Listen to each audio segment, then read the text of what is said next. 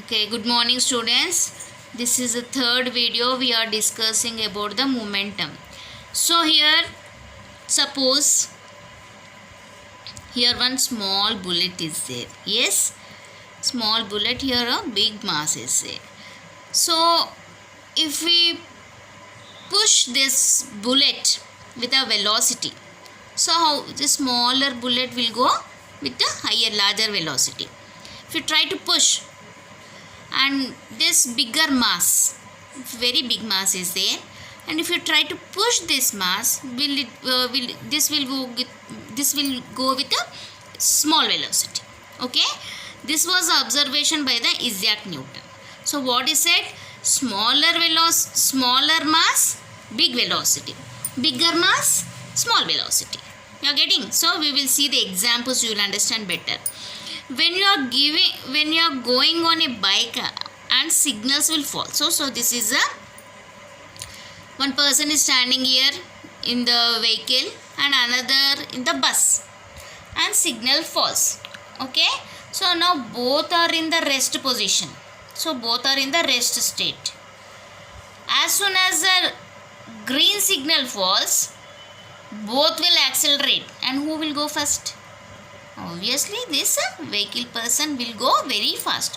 Why? Because he is having the mass is very less compared to the bus. So obviously this vehicle will go very fast. And what about the bus? So more mass is there, so this will go slowly. Okay, here what I mean to say is mass is proportional to velocity, inversely proportional to velocity. So m is proportional to velocity. So if you just do a cross multiplication, this v will come up, mass into velocity is equal to constant, that is nothing but momentum. So momentum is nothing but it is a product of mass and its velocity. So this mass and velocity we will be denoted as p, that is nothing but momentum. Momentum is nothing but it is a product of mass and its velocity, and its SI unit is mass is in kg, velocity is in meters per second, that is kg per meter per second. So it is a vector quantity. Okay, you can just see the definition. Momentum is definition is it is a product of its mass and its velocity. One example we will take. Say a ball of mass 2 kg, a ball of mass 2 kg thrown with velocity 0.5 meters per second. What is its momentum? Question. What is its moment? See, when 2 kg ball is moving with a velocity of 0.4 meters per second. So what is the momentum of this? So formula we have to use is momentum is equal to mass into velocity. We have the mass. What is the mass? 2 kg. 2 into what is the velocity? 0.5. So 2 into 0.5 you will get 1 kg meters per second. Is it clear? Yeah. Next, conservation of momentum. So what is mean by conservation? Conservation is nothing but remains constant. Momentum remains constant. Okay, conservation of momentum is momentum remains constant. So that is nothing but momentum we will be represented with a p. P is equal to constant. See, when no external force acts on the body, then its momentum remains constant. So force F is equal to delta P by delta T. So whenever we are talking about the rate of change of velocity, we will denote a time. So when no external force, nothing is acting on that one. So what it will be? It will be 0. Therefore delta P is equal to 0. Change in momentum. So what will happen? Momentum of final velocity minus moment of initial velocity is equal to 0. So Pf is equal to Pi, that is equal to P, is nothing but constant. That is nothing but conservation of momentum. Is it clear?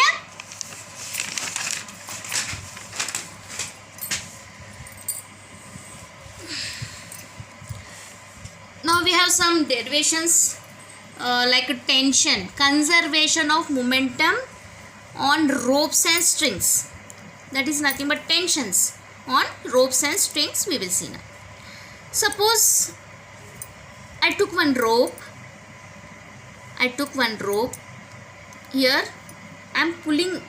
What I am doing? I am putting some force to pull that rope. So what is happening here?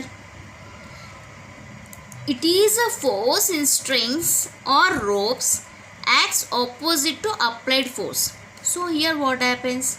Here rope is there to wall and I am trying to push this force this side.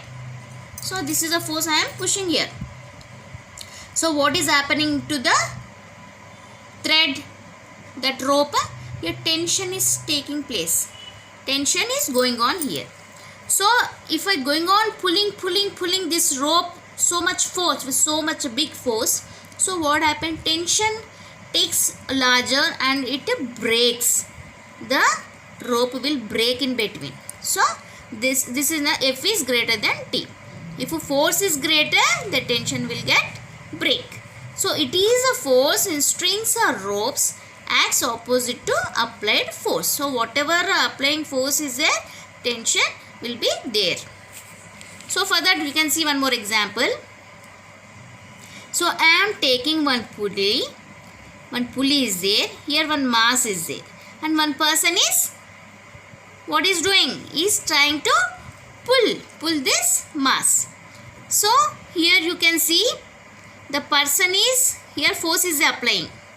And the pulley, this is a pulley. And here what is happening? Here tension is going on between this rope, this opposite.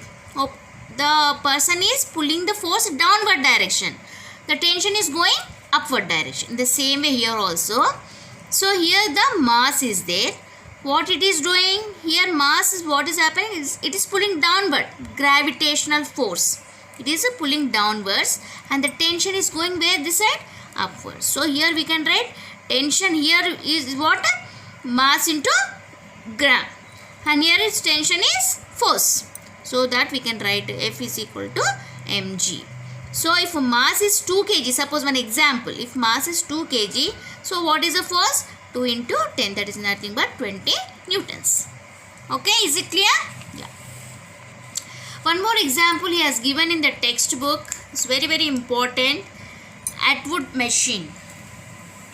Atwood machine he has given. He took one rope. See, this is one pulley. Same, just now we have explained. And he took two masses. Here M1 and M2. Yes. And M1 is, what is happening? It's more weight. So it is coming down. And M2 is here. So this is frictionless pulley, means there is no friction. Just is freely moving. What we have to find here? What is tension in the rope? So how much tension is going on in the rope? And what is the acceleration of the block? So what is the acceleration is going on here? We have to find out in this diagram. Now we will see first. So we will take only one side. Suppose we will take only this side. Only this M1 we will take. Here you can just see. Here M1 is there. And here what is happening? Gravitational force is pulling. That we will take as M1 gravitational force. And here what is happening? When this is pulling downwards, tension will be opposite direction. And acceleration is also downward direction. So that we can write F is equal to M1 acceleration. So this M1 acceleration we can write. That is from M1G. That is from equation 1. Then here part 2. This part you take. Just close this. Only this part you take. So M2. Here also gravitational force pulling down and tension is going up. Yes. There the acceleration is downward. There the acceleration is going up. Here what is happening? The pulley is going that side. So acceleration is that side. Here acceleration is downside. You are getting it? You are understanding? Yeah. That is force is equal to M2 into acceleration. M2 into this acceleration. That is nothing but tension minus, this is tension minus M2 gravitational. Okay, this is equation 2. From equation 1, so we will take one equation and we'll prove that one. So from equation 1 is here, that is T is equal to m1 into gravitational minus m1 into acceleration, that is equal to T m2 gravitational plus m2 acceleration. Here this is a 2. So from these two equations, what we will take? We will take m1g minus m1a is equal to m2g plus m2a. So this g we will take this side.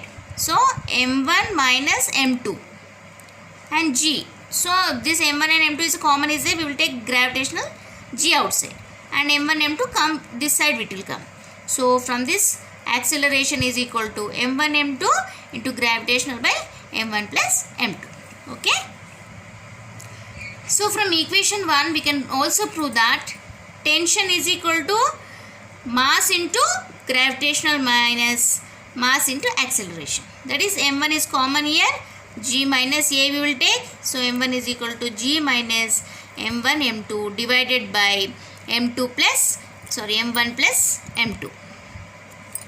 That is equal to, we can take m1 common into 2 m2g divided by m1 plus m2. That is T is equal to 2 m1 m2 gravitational force by mass m1 plus mass m2. Okay. If you just go once or twice, you will see, you will understand very well, children. There will be little confusion with this.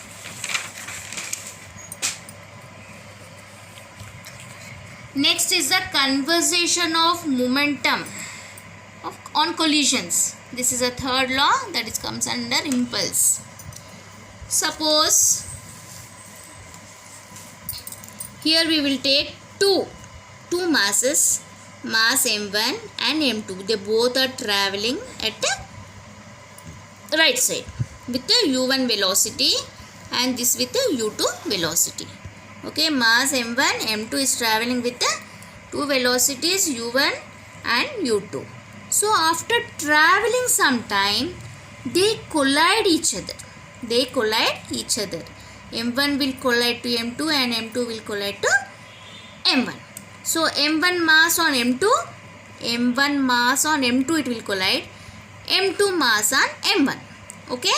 So force acting m1 is acting on m2.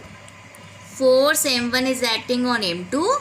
Force m2 is acting on m1. So F1 to F21, don't get confusion. Force m1 is acting on m2. Force m2 is acting on m1. Okay. So this is a collision is happening here. Then after some time, after traveling some time, it will change its rate of change. So m1 will change to v1 and m2 will change to v2. Okay.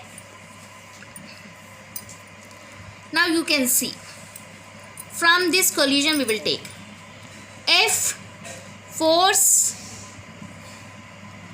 applied on m1 mass m1 to m2 is equal to minus force applied on m2 mass to m1. Okay, this is a third law. So action is equal to reaction. So that we can write in rate of change of velocity. This is nothing but delta P minus delta T. Overall we can just take 1 and 2. This we have to take.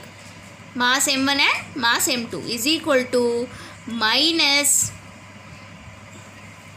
delta P. This is nothing but delta P. That is nothing but momentum.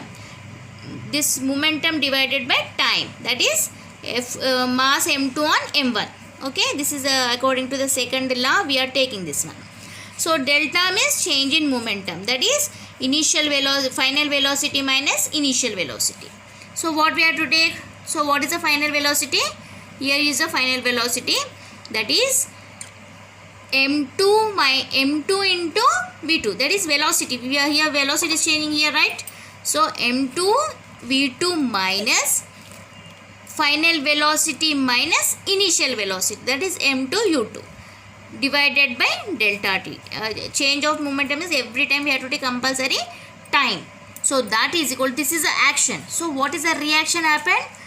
So reaction happen is m1 into v1, that is velocity, minus and m1 u1 divided by delta t. This delta t get cancelled.